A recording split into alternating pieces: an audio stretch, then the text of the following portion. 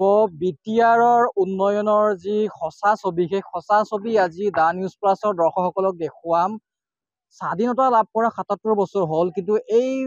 মুহূৰ্তলৈকে বা এই পৰ্যন্তলৈকে যদি ক'ব পাৰোঁ যে ওদালগুৰি জিলাৰ পানেৰীৰ যি আনাধোৱাপাৰা হৰিচিঙা ৰাজচক্ৰৰ অন্তৰ্গত আনাধোৱাপাৰা গাঁৱত বিগত বহু সময় ধৰি ৰাইজে এটা পকী দলঙৰ কাটৰ মিনতি কৰিও ইয়াৰে যি বিধায়ক যি পাৰিষদ তেওঁলোকক আহ্বান নিবেদন কৰিও কিন্তু এটা পকী দলং নাপালে। যি ইয়াৰ ৰাইজে তেওঁলোকে যি বাঁহৰ দলং আছিলে, আগতে বাঁহৰ দলঙেৰে তেওঁলোকে যাতায়াত কৰিবলগীয়া হৈছিলে, দুৰ্যোগ জীৱন যাপন কৰিবলগীয়া হৈছিলে। সেই বাঁহৰ দলংখনো কিছুদিন পূৰ্বে ভাঙি যায়, যাৰ ফলত ইয়াৰ স্থানীয় লোকসকলে নিজৰ কষ্টৰ উপাৰ্জিত গাঁঠিৰ ধন ভাঙি তেওঁলোকে এইদৰে বাঁহ ক্ৰয় কৰি ইয়াৰ যি স্থানীয় পুৰুষেই হওক বা মহিলাই হওক কণ কণ ল'ৰা ছোৱালী মিলি যি বাঁহৰ দলংখন আছিলে, সেই বাঁহৰ দলংখন পুনৰ নিৰ্মাণ কৰি আছে। আৰু সেই দৃশ্য মোৰ সতীৰ্থ নাজিমক মই দেখুৱাবলৈ অনুৰোধ জনাইছোঁ। এয়া দেখিছে বিটিআৰৰ উন্নয়নৰ এক জীয়াতু ছবি, যি জীয়াতু ছবিয়ে আচল কথা, ছবিয়ে সঁচা কথা প্ৰকাশ কৰে, অৰ্থ প্ৰকাশ কৰিছে। দেখিবলৈ পাইছে এয়া হৈছে ওদালগুৰি জিলাৰ পানেৰী অন্তৰ্গত আনাধোৱাপাৰা গাঁওখনৰ এটা দলঙৰ ছবি, যি দলংখন কোনো বিধায়ক, কোনো চৰকাৰ, কোনো পাৰিষদে ইয়াত টকা দিয়া নাই বা কোনো চৰকাৰী সাহায্যৰে নিৰ্মাণ কৰি থকা নাই। ইয়াৰে যিসকল স্থানীয় কষ্টৰে উপাৰ্জিত যি ধন, তেওঁলোকে গাঁঠিৰ ধন ভাঙি এইদৰে বাঁহ তেওঁলোকে ক্ৰয় কৰি আনি তেওঁলোকে এই দলং বনাইছে। অকল পুৰুষসকলে নহয়, ইয়াৰে মহিলাসকলকো দেখিছে কেনেদৰে আচলতে তেওঁলোকে কষ্ট কৰি এই দলংখন বনাই আছে। বিগত তেওঁলোকে প্ৰায় 5 দিন ধৰি আচলতে এই দলংখন বনাইছে। ক'ব লাগিব যে এই দলংখনৰ লগতে আচলতে মঙলদৈ ভুটীয়াচাং পথ সংযোগ হৈছে, কাৰণ এই দলংখনৰ পৰা খুবেই 10 মিটাৰ নিলগত মঙলদৈ ভুটীয়াচাঙৰ যি মূল পথ, সেই মূল পথ। আৰু এই দলংখনৰ সিটো পাৰে মোৰ সতীৰ্থ নাজিমে মহিলাসকলে কৰি থকা দেখুৱাই আছে। মই সেই দলঙৰ দৃশ্যটো বনাইছোঁ। এই দলংখনৰ সিপাৰে কিন্তু বহু ঘৰ, বহু গৃহ, বহু পৰিয়াল আছে, যিসকলে স্কুল, কলেজ বা হস্পিতাললৈ যাবলৈ তেওঁলোকে যথেষ্ট সমস্যাৰ সন্মুখীন হয়। কাৰণ এই বাঁহৰ দলংখনৰে 4 চকীয়া বাহন এখন যাবৰ কাৰণে যথেষ্ট কষ্ট, বাহন যাব নোৱাৰে। আৰু স্থানীয় লোকসকলে এইদৰে তেওঁলোকে কাম কৰি আছে। মই বিশেষকে যদি ইয়াৰ স্থানীয় লোকসকলৰ পৰা তেওঁলোকৰ পৰা জানিবলৈ চেষ্টা কৰিম। কি ক'ব আপোনালোকৰ যি বাঁহৰ দলংখন, এই বাঁহৰ দলংখন আপোনালোকে আজি আপোনালোকে বনাই আছে, বিগত কেইদিন ধৰি বাঁহৰ দলংখন বনাই আছে, কেনেদৰে আপোনালোকৰ সমস্যা হৈছে বিশেষকৈ বাঁহৰ দলংখনক লৈ? সমস্যা মানে আমাৰ বহুত, তাৰমানে আমি এই ছাইডবোৰ নিজে গাঁৱৰ মানুহ যিমান আছে, পুৰুষ মহিলা সৰু ল'ৰা ছোৱালী সকলোৱে মিলি এইবোৰ নিজৰ পকেটৰ ধনেৰে, আমি বহুতো গৰীব, আমি কাম কৰি খাওঁ, হাজিৰা কৰা খোৱা, চবে নিজে পইচা উঠাই আমি বান্ধি জিচিপিৰে বান্ধি এইবিলাক দেখিছে আপোনালোকে ইয়াত কৰি আছোঁ। বান্ধি আজি এসপ্তাহ হৈ গ'লকে কৰি আছোঁ, কাম হোৱাই নাই। আজিও কৰিব লাগিব, আকৌ কালিলৈকে কৰিব লাগিব। তো মোৰ অনুৰোধ ইয়াৰে জৰিয়তে মানে আমাক লাগে যে চৰকাৰে কিবা এটা দিয়ক, বা বান্ধটো বান্ধি দিয়ক, ছাইডটো ধুনীয়াকৈ বান্ধি দিয়ক, দলংখন দিয়ক। ইয়াতে ৰাস্তা ঘাটৰ কাৰণে অসুবিধা, ল'ৰা ছোৱালী স্কুল যাবলৈ কালি পৰহি নামি গৈ আছে, আমি দাঙি পাৰ কৰিছোঁ। আৰু ইয়াতে দেখিছে এইবিলাক নিজেই বান্ধিছোঁ, কোনো অহা নাই ইয়াতে, আমি সকলো নিজে মহিলা পুৰুষ সকলোৱে মিলি কৰিছোঁ। আমাৰ কথা হ'ল আমাক লাগে অলপ, চবেই পাইছে, বহুতত দেখিছোঁ আমাৰ অঞ্চলত বহুত জাগাত পকী দলং হৈ গ'ল য'ত হোৱা নাছিলে। আমাৰ এইখন কিয় ৰৈ আছে? আমাক ৰাস্তা নালাগে, আমাক দলংখন দিলে হ'ল, আমাক ঘৰ নালাগে, চাকৰি নালাগেতো, আমি নিজে কৰি খাম, আমাক খালি দলংখন লাগে। কিয়? আমাৰ সৰু ল'ৰা ছোৱালী আছে, সিহঁতে স্কুল যাব লাগে, পঢ়িব লাগে, আমিও নিব লাগে, গাড়ী ঘোঁৰা 2-এজনৰ আছে, সিহঁতৰো অসুবিধা হয়। বিশেষকৈ বেমাৰী হ'লে আমি কান্ধত দাঙি নিবলৈ গাড়ী নাহে, ৰাস্তাটো দেখুৱাব পাৰিম, গাড়ী নাহে। ইয়াতে গাড়ী নাহিলে আমি কেনেকৈ বেমাৰীটো লৈ যাম? আমাক সেইখিনিয়ে লাগে, দলংখন হ'লে বেছ হৈ গ'ল আৰু আমাক একো নালাগে। চৰকাৰক অনুৰোধ এইখিনিয়ে আমাক।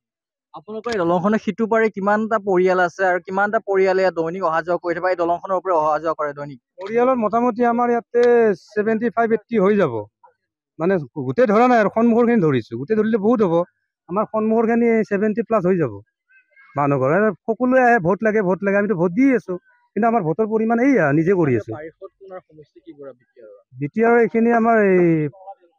টংলা বিধানসভা পৰিব আৰু সমষ্টি খালেংদুৱাৰ পৰিব। ইয়াৰে বিধায়ক দিলীপ বড়ো আছে আৰু আমাৰ এই MCL অল্পনা মেধি বাইদেউ আছে।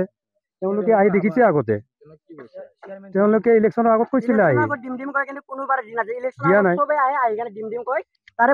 ইলেকশ্যনৰ শেষ, দলঙৰ মাথাও শেষ, ইলেকশ্যনৰ আগত পুৰা ডিমে এইটো মাহত আহিছে প্ৰথম লিষ্টতে আমাৰ এইখন দলং আহে কিন্তু কোনো পৰ্যায়ত লিষ্টত নাই এনে আহি কেনে দি কেনে ভোটকেইটা লৈ যায় ইলেকশ্যনৰ আগত আহি ডিম হ'বয়ে এইবাৰ আমি নিশ্চয় ডিম কয় কিন্তু কোনো পৰ্যায়ত ইলেকশ্যনো শেষ কিন্তু দলঙো শেষ এনেকুৱা ৰাইজে কষ্ট কৰিব লাগে যেতিয়া বানপানী আমি 15 দিন মান ৰিক্সা গাড়ী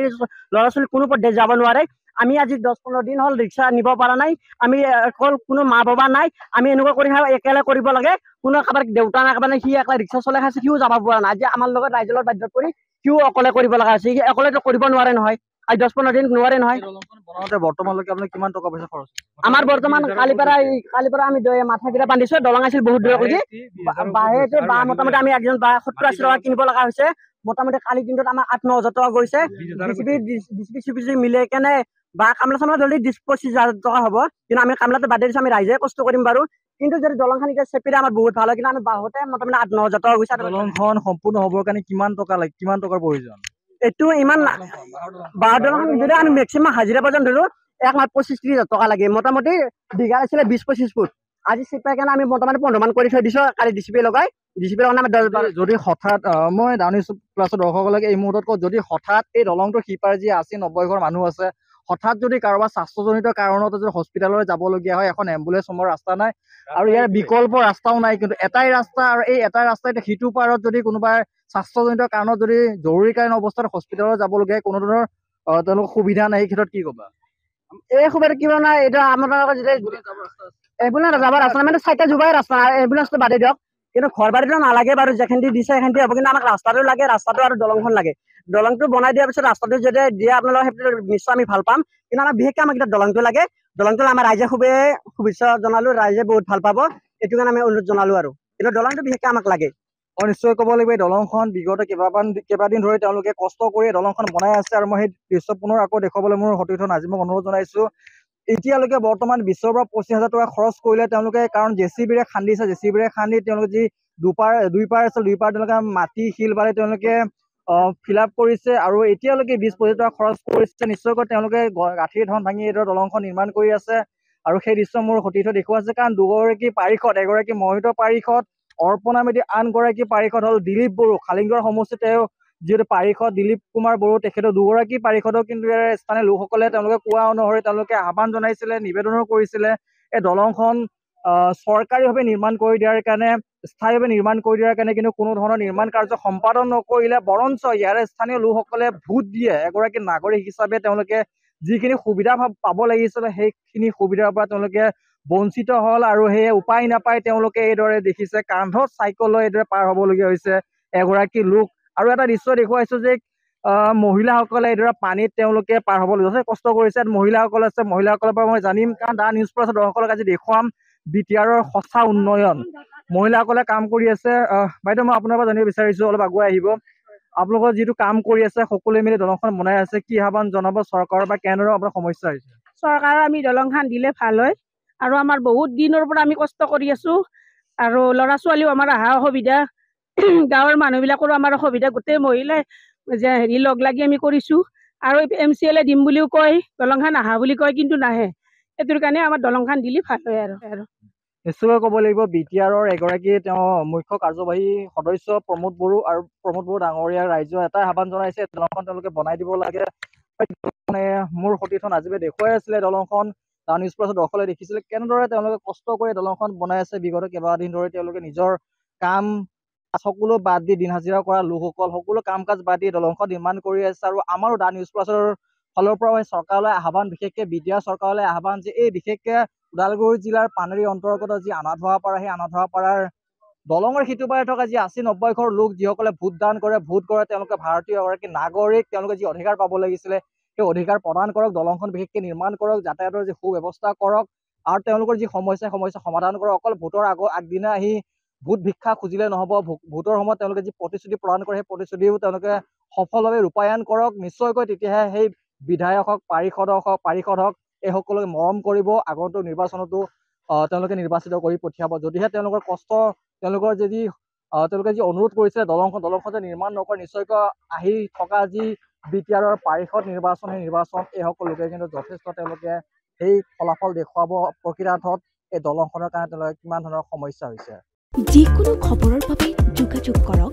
7099017330 অথবা 7099017990